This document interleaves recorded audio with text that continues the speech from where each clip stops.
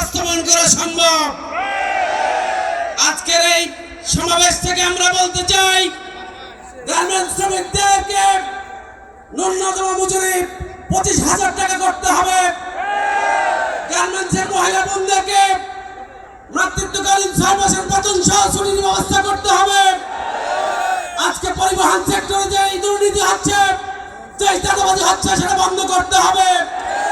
জুলাই আন্দোলনে শ্রমিক ভাইদের যে ভূমিকা ছিল, আমার গাজীপুরে 4 জন শ্রমিক ভাই শাহাদাত বরণ করেছে।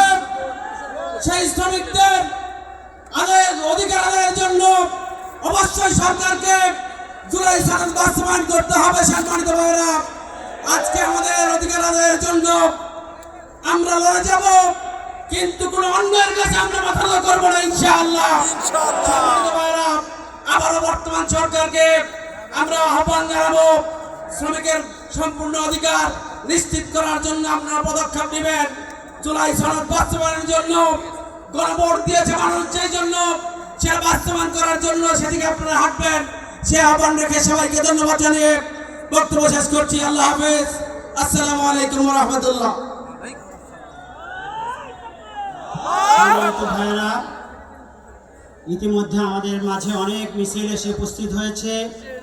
আমরা যারা এসেছেন, ঢাকা মহানগরী দক্ষিণের কম্পিউটার কম্পোজ ইউনিয়নের ভাইদেরকে ধন্যবাদ জানাচ্ছি। লোকাল গার্মেন্টস শ্রমিক ইউনিয়নের ভাইদেরকে ধন্যবাদ জানাচ্ছি।